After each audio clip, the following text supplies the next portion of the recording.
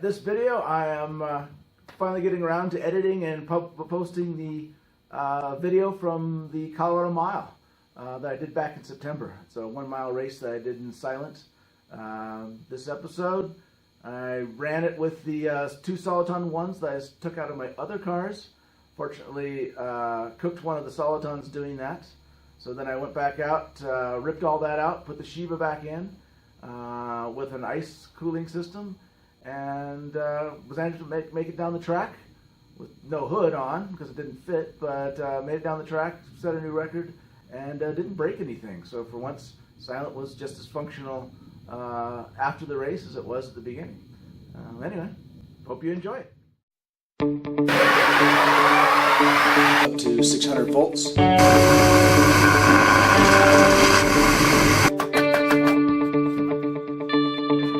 Motor repair, take 1.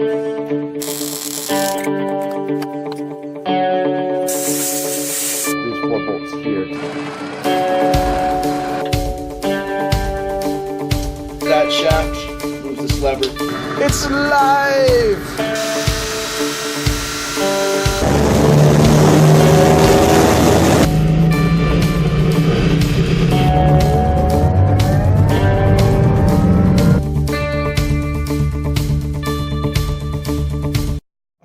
Well, a couple days till race and just had a good functional test in the barn.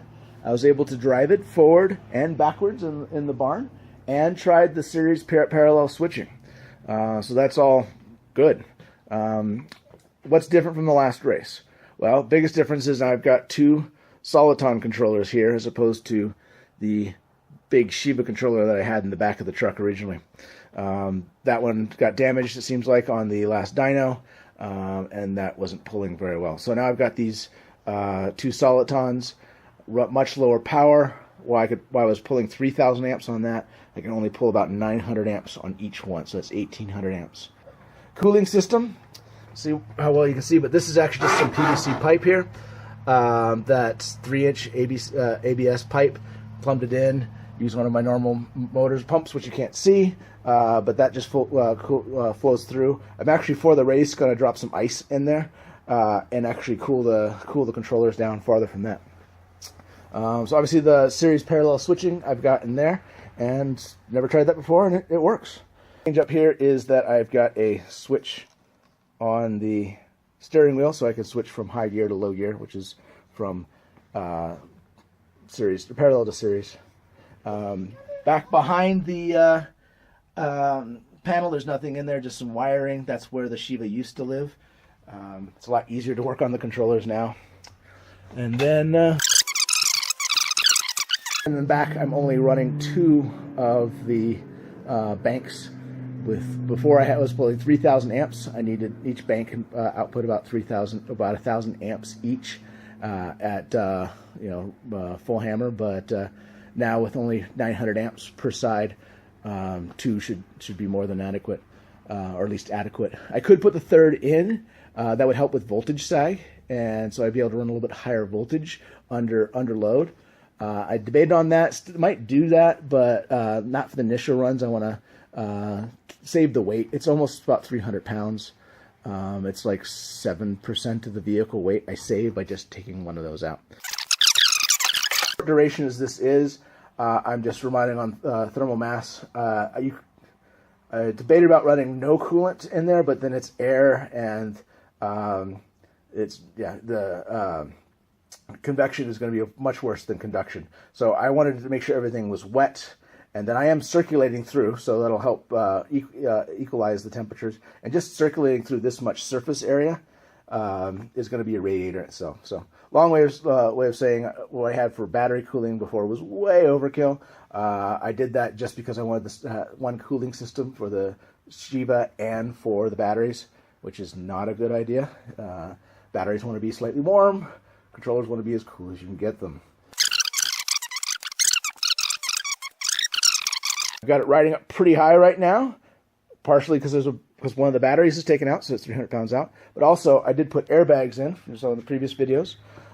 So this helps me so I can actually get out of the barn. We live on a kind of a side of a hill, and it's up a rutty, dirty dirt path. And yeah, you can see what happens every time I drive around in this thing. It's just it wouldn't be so bad if it wasn't for the traction bars. Those traction bars just want to hit everything.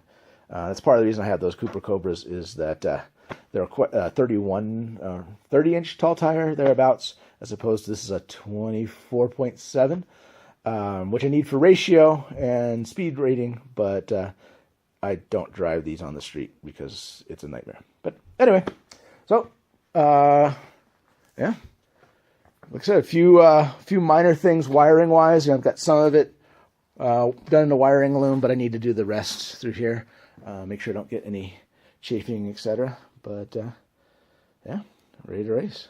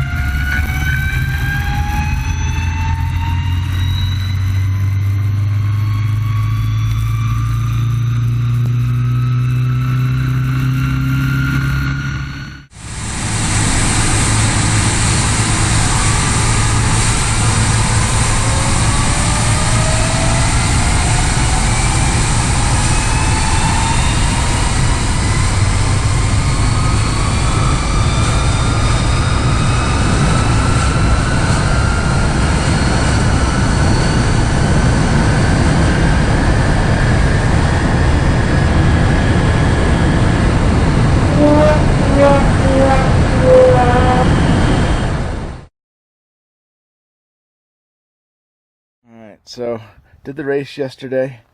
Posted the videos. It was running, but running slow. And about a third of a mile down the track, that Soliton failed. Error IGBT desaturation. And yeah, it's pretty much dead, or it is dead.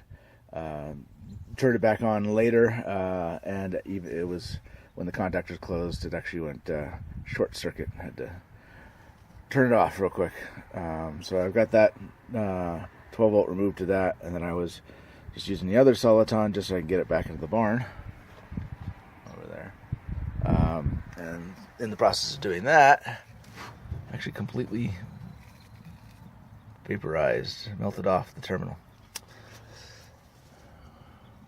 It's interesting. That's actually it's a half-inch terminal there. So I don't know what happened there. Best guess is that there was a loose connection there. That maybe that one wasn't completely tight, because that's a decent sized gap. And then arcing started happening there, and then it actually just melted off the connector. So the good thing is, I think, well, so the plan is, see if I can fix that. I think I can do that without pulling the motors, which would be nice. Then I will take both of these controllers out, mount the Shiva here. Now the Shiva's not working great, but it will give it a shot. So throw the Shiva on there and see what I can do. Alright, so got my makeshift shop set up out here since I didn't get it into the barn. But I've got the Solitons removed. I make sure to label everything so that I can get it all back in the right place. I'm going to make a new cross frame and then mount the Shiva up here. And alright, I got this guy mounted in. I'm going to mount that crossbar in. Kind of convoluted just because I trying to fit everything in. I couldn't make longer brackets here to hit the firewall. This is really the only place the Shiva would fit. I'm going to say fit in air quotes, fit, because don't think it's going to fit underneath the hood. Shiva's about 7 inches tall, and it's got some terminals sticking out the top. So it'll be close, not, I'll cut a hole or go crazy and just take the whole hood off. But so anyway, I'm gonna drill these two, bolt it up, and then I will be able to get the Shiva mounted. Of course, this all might be for naught because the chance that the Shiva is gonna work is not great, but it's the only thing I've got. I'll have to go back through and clean out the motors really well. You know, dropping a whole bunch of aluminum shavings in the electric motors is not what you should be doing. The proper way would be to tape off all the openings so that it keeps everything out, then blow it out, or run a vacuum at the same time, or a combination of all those things. But, well, the weekend is going by fast.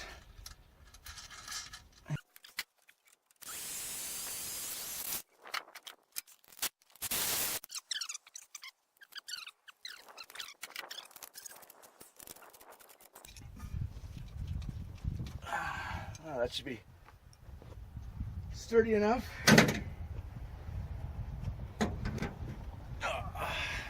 Of course, the Shiva weighs 115 pounds, which makes it fun.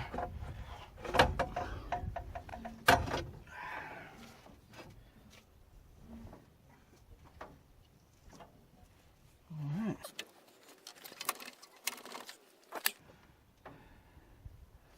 Match drill these holes. I'm gonna try to decide if I'm gonna put my vibration isolators on there or not. Not sure A, if I want to worry about it, but B, then that's going to raise it up another inch. And I'll definitely have hood clearance issues. Speaking of which, the right way to do this would be to put some clay. Let's say I want that minimum clearance. Let's see if the hood hits it or not.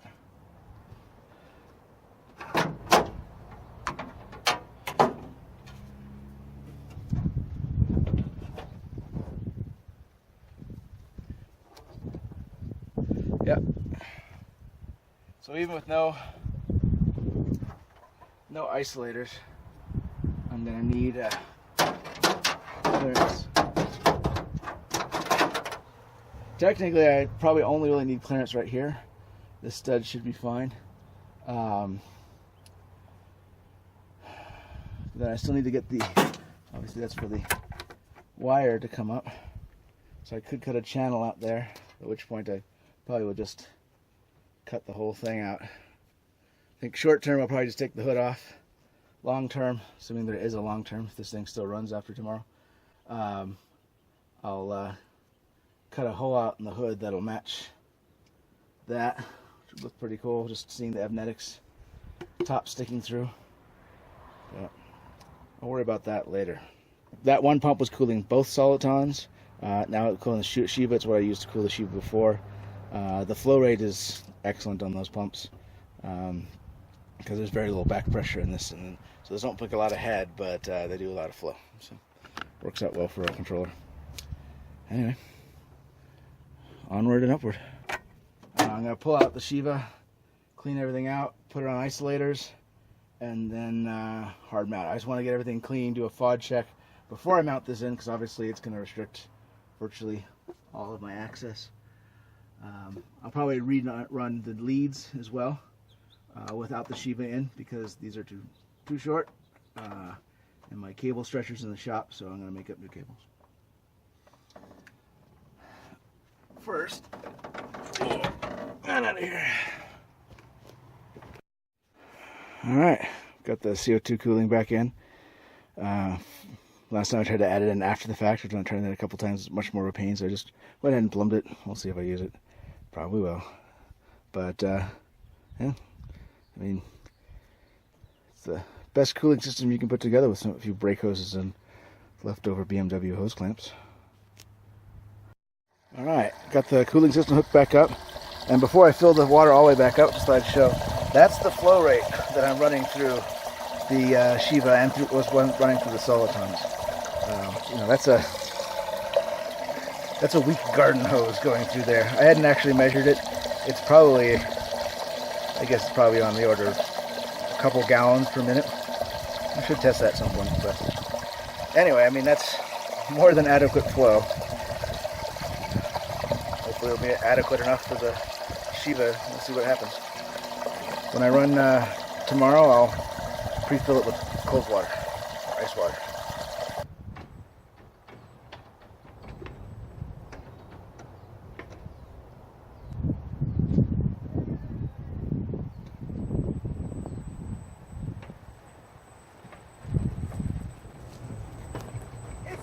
Again, it's alive! But anyway, so this afternoon, I was actually out in the field. I wasn't able to get in the barn. I was trying to back it up just using the one Soliton controller, and found I had a loose connection here and actually melted the wire off trying to back up in here. So I just did the swap in the field, quite literally, and made a new frame, aluminum frame. Now the Shiva did that, redid the wiring. Normally the Shiva was mounted in the back of the truck, but I had already redone all the wiring up to here, and I didn't want to. This was the kind of the shorter path. And interesting side note of doing it up here is that the hood won't close. So I've got the hood. I'll try and see about cutting a giant hole out for it, but very good chance that I'll just run without a hood tomorrow. We'll see what happens. Did put the CO2 cooling on. Just trying to give the motor some chance of living. The one thing I have mentioned in previous videos is that there are no internal fans in this. I got these motors from John Metric at Lone Star EV, and he had taken the fans out because he was just doing drag racing where you only had, you're only running for like 8 seconds. So the cooling that's going through there is marginal. But my durations are a little bit larger. So ideally I'd have the separate electric fans that are blowing air through there all the time. But nothing about this is ideal. So anyway, get it out to the track tomorrow. I checked with them. They said, yeah, you can run without a hood. I think that's what's going to end up happening. And see what happens. Meanwhile, I can get a shower and get to bed.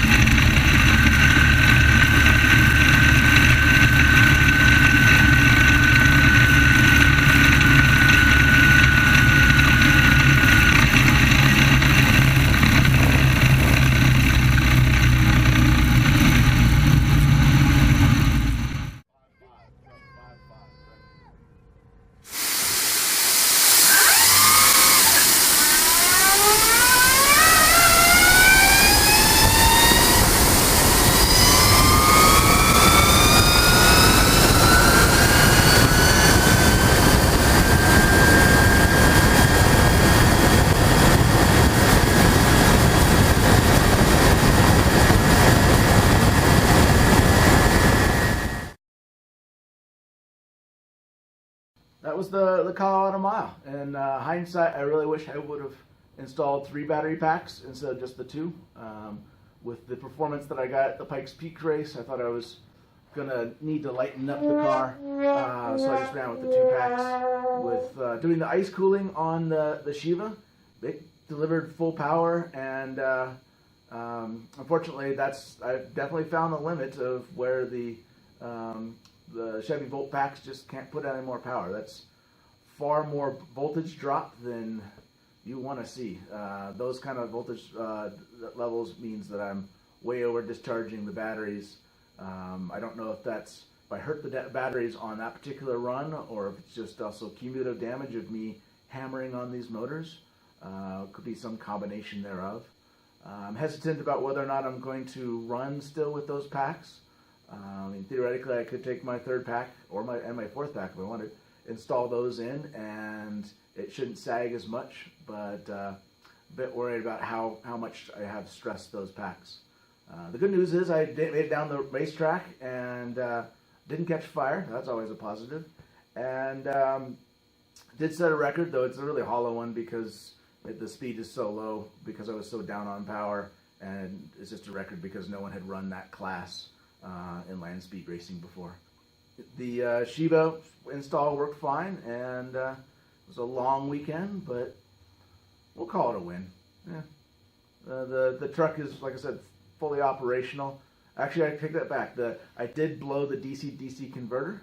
That's what drops the voltage from the 340 volts or thereabouts, 330 in this case, down to 12 volts with a 12-volt electric system to keep the 12-volt battery charged. With that much